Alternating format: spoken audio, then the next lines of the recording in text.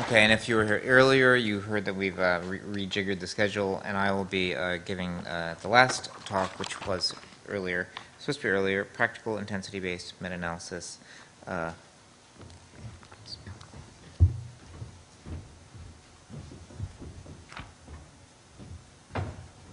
Thank you, Tom, for that introduction. Camille, well, it should be under me, but it might be under Malmet. It's under Nichols. How many have the one from earlier under Nichols? Should have two. Oh, I see it, sorry. Yeah. So the purpose of this was to talk about practical methods for intensity-based meta-analysis. Now, the focuses of this session has been on coordinate-based meta-analysis simply because there is more of that kind of data around. But as evidenced by things like the Enigma project, which is pooling larger and larger numbers of original data together, and with the presence of things like Neurosynth, which is collecting, well, OpenFMRI, which is collecting the original data, and Neurosynth and Neurovault, that is collecting the ZMaps.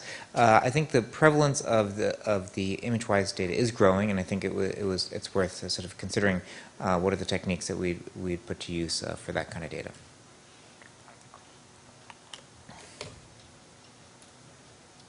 I'm going to do the same if you don't mind. So next. Next. Okay. Actually, sorry. Next. That's a. Oh boy, there's going to be lots of these. Okay, so what happens in a typical fMRI analysis? We start with some preprocessed data, we fit a model to it, and we get a contrast estimate and a standard error. We usually do not look at those, but they are there. And the thing that we actually make inference on is the statistic map. And we make some decision about where is something there or not. That's the first level model. And of course, generally we work with second level models, so we need multiple subjects. And of course, you could look at the individual results for each subject, but generally we don't because we're interested in a group analysis. It's just, there's so many animations on this. And so we combine the optimal way to combine information across subjects is not just by using their contrast, but by using their contrast and their standard errors. This is what FEAT's flame analysis does, and also SPM does have a MFX option that's actually now available. It was always hidden there, but it's now usable. So this notion of combining information across subjects we're quite comfortable with and is routinely done, and the best way to do that is by combining both the estimates and their uncertainty together to get an inference. Now, and then of course we get an inference on that at the end. Now, what if we have multiple studies? So we have multiple groups of subjects. So normally we would be looking at this is study 1's result, this is study 2 result, and everything we've been hearing today has been based on picking out the peaks and then doing some analysis on that. And so you might think that this talk would focus on just, okay, how are we going to combine these maps? But of course, that's not the optimal way to combine them. The optimal way to combine different results from different studies is the exact same way that we combine results from different subjects. You need to combine the estimate maps with the standard error maps to get the optimal weighting between different studies. Like that. And so that's the crucial thing. So if we want the optimal combining of information across studies, we need to be combining both the estimates and their standard errors to get basically a meta-analysis estimate and a meta-analysis standard error. And then we can make inferences on that. Okay. And so this breaks down to subject level, and then and study level, and meta-analysis level. Maybe whenever I wave my hand. So this would be called a 3-level analysis in FSL for the subject study and meta-analysis level. Okay, next. So we're going to call this the gold standard approach to intensity-based meta-analysis. But it does require some things. Next. You need to have these contrast and standard error error maps available for each study. Next. And crucial to this is that they all must have the same units. Now, if you've used FSL all together in your own lab, that's not a big deal. But if you're going about trying to collect images from across different sites and different labs that maybe are using different methods, this can be an issue. Next. So, why are the units important?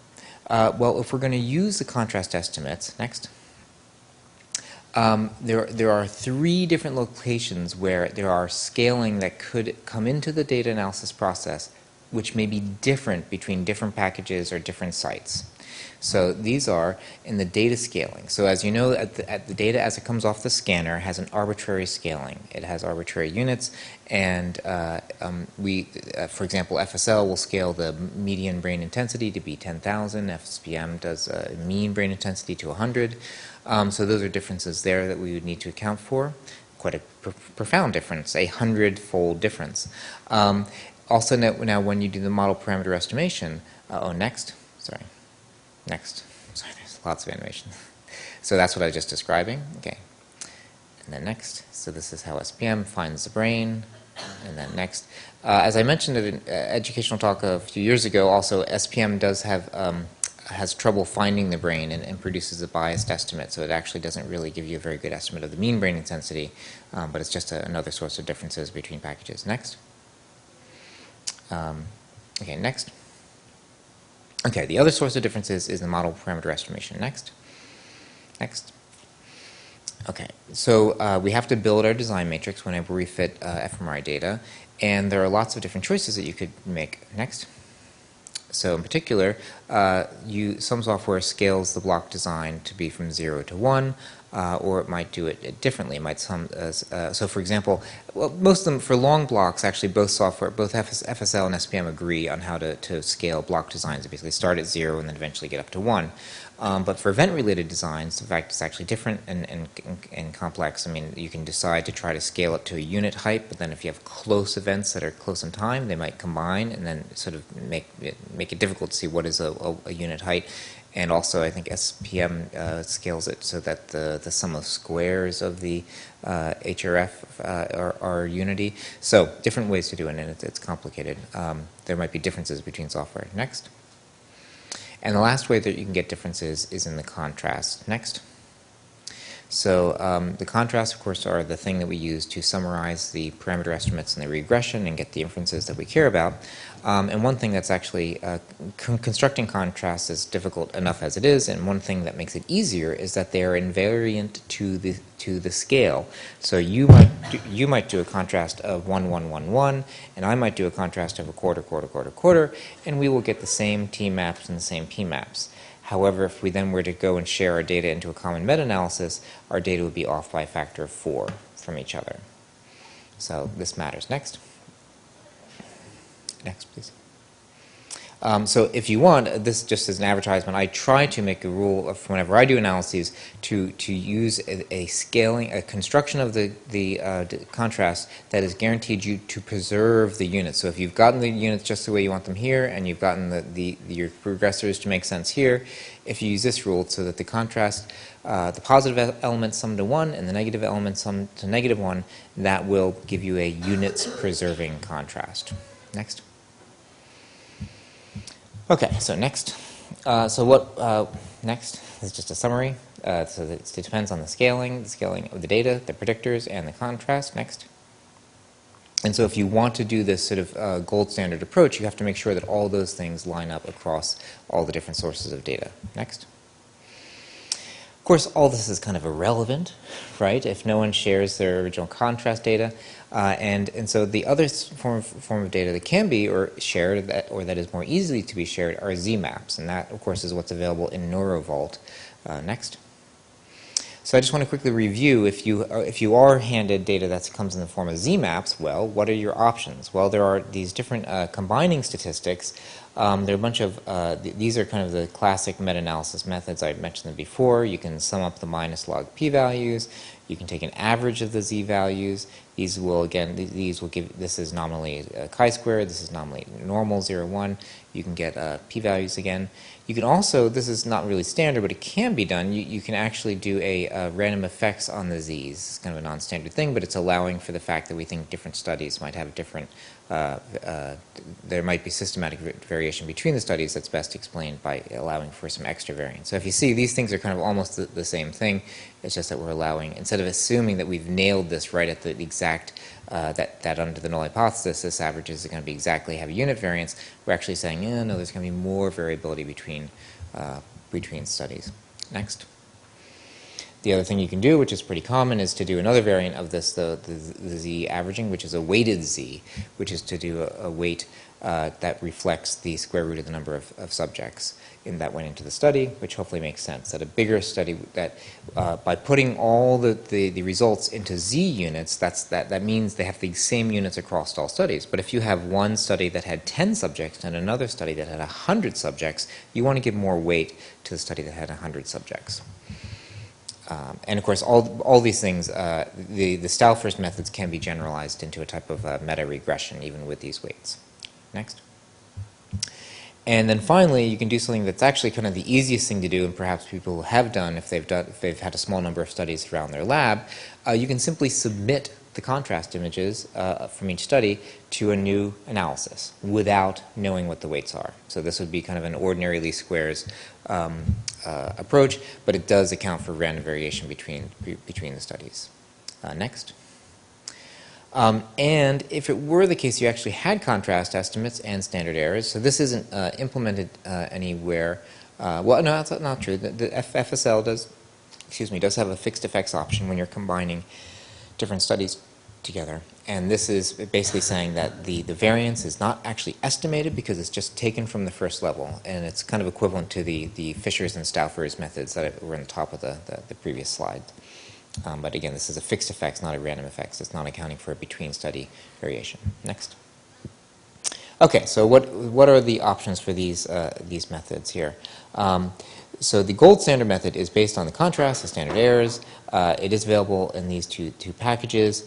The other methods that are practical are the random effects GLM. That's where you just shove in the contrast from each study. Or the Stauffer's random effects, where you just study the z's of these, and you could do those methods. Presently, these methods are not implemented or available. Next.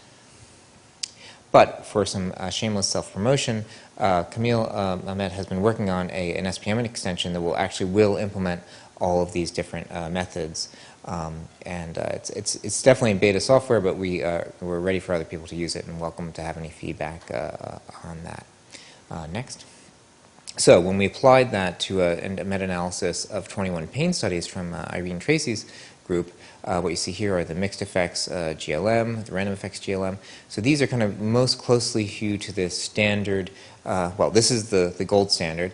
And then this is where we're not using the weights, we're just analyzing the contrast. This was using contrast and standard errors. These are pretty similar. There's not much difference between these. Now suddenly you're going to see a vast difference on these, because these are the ones that are using the Z units. So this is a quite different beast. So we are losing some information here when we go from the contrast data to just working with the Z's. And certainly you notice back here, you notice how we're picking up some visual things here that we don't get with Stauffer's. And the difference between these methods, each side, these are all mixed effects or random effects methods, and these are all fixed effects methods. So this is saying that those effects there are probably attributable to just one or two of all the studies, and they don't generalize across all the studies, whereas these methods that are accounting for inter-study variation are saying, no, there's not consistent evidence there. But there's definitely sort of less rich information. I mean, basically, the reason why this looks so dramatically different is simply that the units of the information that went in were so different. And I don't mean the scaling units like I was talking before, but this was working on something that the mean of this model here has interpretation of percent bold change. What does the mean of the model that was fit here? Well, the mean meant average Z. So it just means something. This was an analysis of percent bold change. This was, in fact, all of these are an analysis of significance, the statistical significance of a result. Okay, next slide. Okay, so conclusions. Next. Of course, it's not often available, but when it is available, it is preferred to use the images and over the coordinate-based meta-analysis. Next.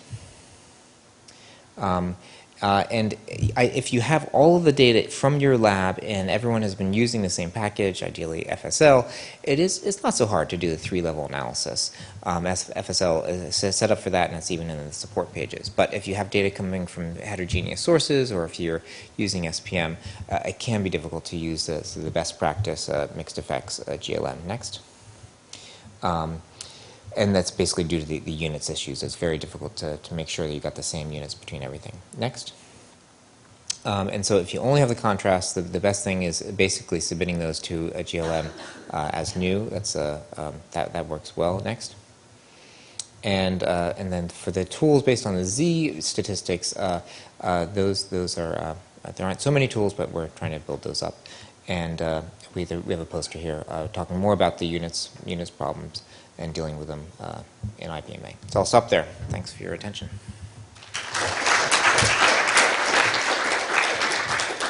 So any questions for me or any of the speakers that are left? I should say one example about units that reminds me how important it is when combining things. Once I had helping a colleague who was basically making SPM crash with a very normal analysis, like just generating NANs when the image data looked fine and fine. We eventually figured out they were trying to combine contrast from different studies, where in most of the studies the contrast was sort of active minus baseline or just average response, and the other one was a parametric modulation where the units were euros per bold percent per euro, because it was a reward task where they were doing a weight by how much more were you responding for every euro offered in response. And so there was a case where the units were such a problem that we're getting garbage, but even so much that the scales were so disparate that SPM couldn't deal. So it's very important to know that that's the extra challenge when working with anything with the contrast, is that the units are equivalent and make sense to combine. Okay, so if there's no further questions, I'll close the session, and thanks everyone for coming. Let's thank all of our speakers.